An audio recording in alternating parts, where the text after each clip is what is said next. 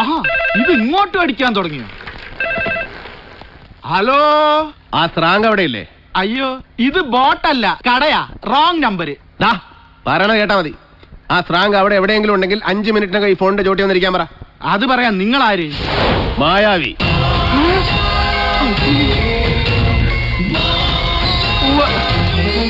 ശരി.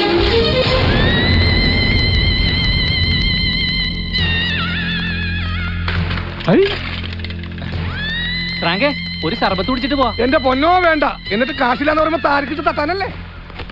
സ്രാങ്ക് വരുന്നു. ആ ചേരങ്ങോട്ട് എടുത്തേ.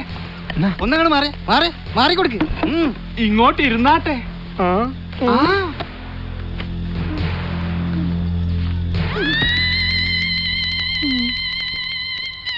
ഇതെന്തും മറിമായും എനിക്ക് ഭ്രാന്തായി പോയതാണ്. അത് നാട്ടുകാർക്ക് മൊത്തം ഭ്രാന്തായ.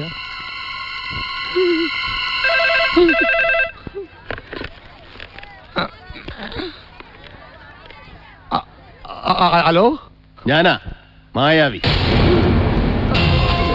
ഞാൻ എപ്പോഴാടാ നിന്റെ ശിഷ്യനായത്? തവളപ്രക്കാടി. നീ എപ്പോഴാടാ എന്നെ കണ്ടിട്ടുള്ളത്? ഒരു കയ്യബദ്ധം, നാറ്റിക്കരുത്. ഇനി തോന്നിയാസം പറഞ്ഞു നടന്നാലുണ്ടല്ലോ, നാട്ടിലടിച്ചാൻ സൂപ്പാക്കും. എന്തു വേണ ചെയ്തോ, പക്ഷെ ദേഹോപദ്രവം ഏൽപ്പിക്കരുത്. പഞ്ചഭാവോ കണ്ടാ മനസ്സിലാവും. തൽക്കാലം അങ്ങനെ നിൽക്കട്ടെ. എനിക്ക് അവിടെ നിന്നെ കൊണ്ട് ചില ആവശ്യങ്ങളൊക്കെ ഉണ്ട്. ഞാൻ പറയുന്നത് ശ്രദ്ധിച്ച് കേൾക്കണം, എന്നിട്ട് അതുപോലെ ചെയ്യണം. ചെയ്തില്ലെങ്കിൽ നിന്റെ കഴുത്ത് ഞാൻ അർത്ഥമെടുക്കും.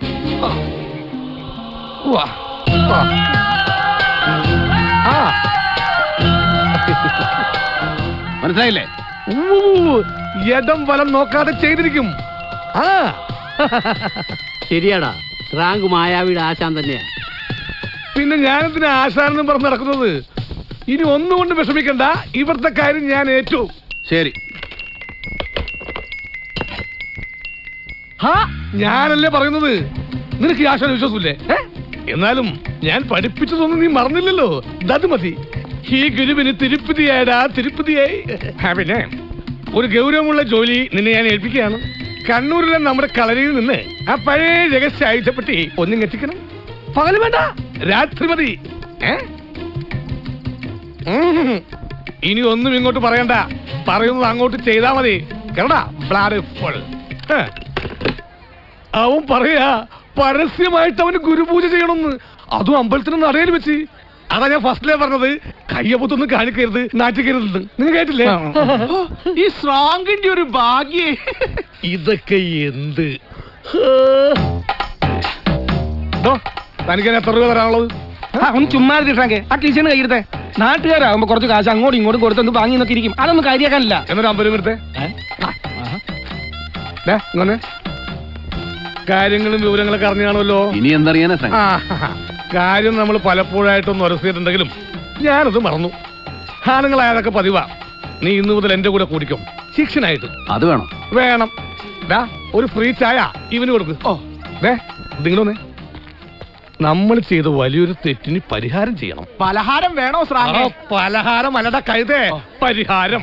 ഏതായാലും പലഹാരത്തെ കുറിച്ച് എന്നെ ഓർമ്മിപ്പിച്ച സ്ഥിതിക്ക് എടുത്തോളൂ. 2 ബോണ്ട, ഒരു സവാളവട, ഒരു സുഖിയൻ.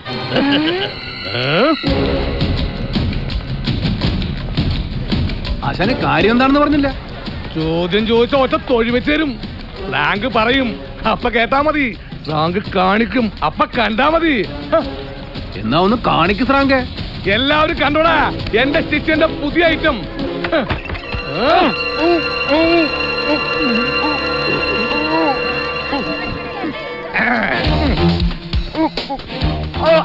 അയ്യോ, ഇനി തല്ലരുത്. ഞാൻ സത്യം പറഞ്ഞോളാ. ഞാൻ മ്യായാവല്ല, അവൻ പണിയും കഴിഞ്ഞ് പോയി. ഞാൻ സ്രാങ്ക്, അവനേക്കാൾ ഭയങ്കരനായ അവന്റെ അച്ഛൻ. എന്റെ ശിഷ്യം വന്ന് നിന്റെ കഥ കഴിക്കും മുമ്പ് സത്യം മുഴുവൻ തുറന്നു പറഞ്ഞോളാം. ഇനി എന്നെ ഉപദ്രവിക്കരുതെന്ന് പറയണം. അതൊക്കെ ഞാൻ ഏറ്റു. നീ സത്യം പറ മോനത്തിനേശ. ഇന്ദുവിന്റെ അനിയത്തി അമ്മു ഇവിടെ പണയം വെക്കാൻ കൊണ്ടുവന്നത് സ്വർണം തന്നെയാ. അത് മുക്കുവണ്ടോളെന്ന് വരുത്തി തീർത്തത് തോട്ടപ്പള്ളിയിലെ സുഗുണം പറഞ്ഞിട്ടാ. ഇനി എന്നെ ഏൽപ്പിച്ച പണി. ഞാനും ഒരു അപരാധം ചെയ്തിട്ടുണ്ട്. എന്റെ ശിഷ്യന്റെ അഭ്യർത്ഥനയെ മാനിച്ച് ഞാൻ ആ സത്യം നിങ്ങളോട് തുറന്നു പറയുകയാണ്. ഇന്ദുവിന്റെ മുറിയിൽ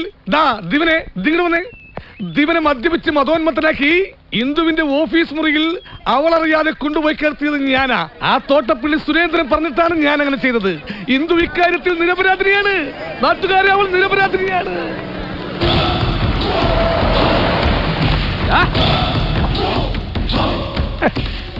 നിന്നെ തന്നെ ഈ എന്നെയാണോ എന്ന് വിളിച്ചത്? എന്തേ പിടിച്ചില്ലേ? ആരുടെ ഈ മായാവി എന്ന് പറയുന്നവൻ? പറയുന്നവനല്ല, പറഞ്ഞാൽ പറഞ്ഞത് ചെയ്യുന്നവൻ. അവൻ എവിടെ, എപ്പോൾ, എങ്ങനെ വരുമെന്ന് ആർക്കും പറയാൻ പറ്റില്ല. അതാണ് എന്റെ അരുമ ശിഷ്യൻ. എങ്കിൽ വിളിക്കണം നിന്റെ അരുമ ശിഷ്യനെ. പൊതുജനത്തിന്റെ മുമ്പ് വരാൻ പറ, എന്നിട്ട് ആണുങ്ങളോട് മുട്ടാൻ പറ. ആശാനെ തല്ലിയാൽ ശിഷ്യന് നോവല്ലോ. തല്ലിക്കോ. ധൈര്യമുള്ള തന്തയുടെ തറവാട്ടി പറഞ്ഞവനാണെങ്കിൽ തല്ലിക്കോ. ഇപ്പൊ ഞാൻ കൊള്ളും.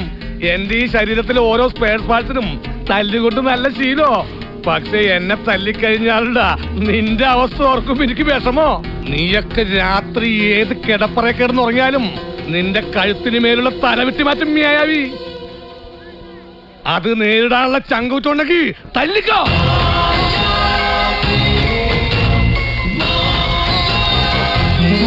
തുടങ്ങിയിട്ടുള്ളൂ. ഞാൻ വേണ്ടെന്ന് വെച്ചിരുന്നതാ. ആ മായാവി എന്ന് പറയുന്നവരോട് പറഞ്ഞേക്ക് ഞാനൊന്ന് കാണുന്നുണ്ടെന്ന്. ഓടാ. അത് കഴിഞ്ഞിട്ട് നമ്മളൊന്ന് കാണുന്നുണ്ട്. ഓടാ.